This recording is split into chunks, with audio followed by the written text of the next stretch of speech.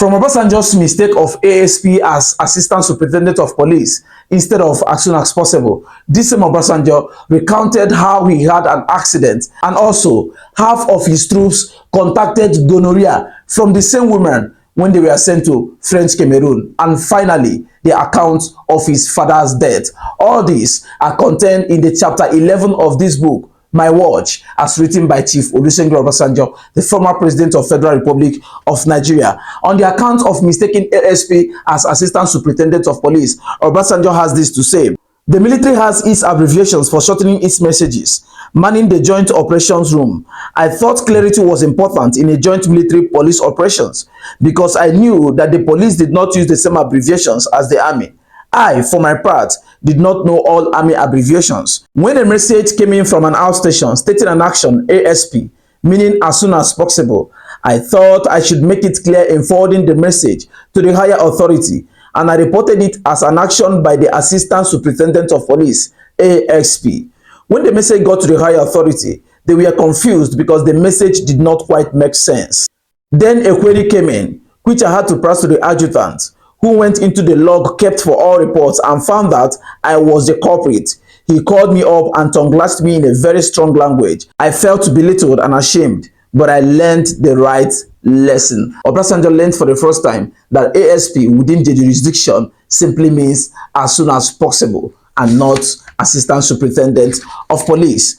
Obasanjo had an accident when he took over the vehicle from the main driver to drive, and he has this to say: though I did not have a valid driving license, other than the learner's permit that I've gotten in Pelbrit when I was attached to the Wales Guards, I asked the driver vehicle mechanic to step out of the driver's seat and I took over the driving. About 12 kilometers to Kaduna, the military Land Rover went into a sandy patch. I lost control and the vehicle somersaulted. I came out with a broken arm, but fortunately, both the authorized driver and the medical orderly were uninjured.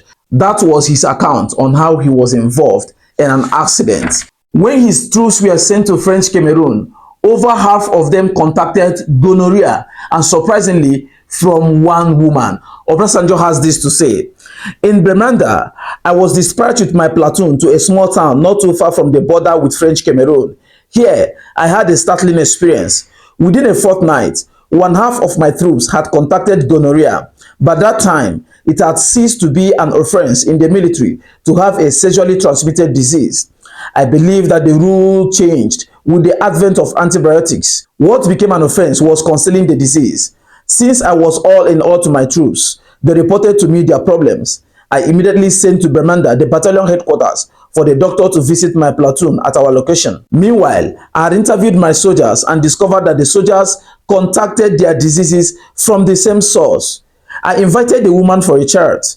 The woman, who in addition to her trade of servicing men, was also a palm wine and local gin seller, owned up to her thread but denied that my men had contacted the infection from her.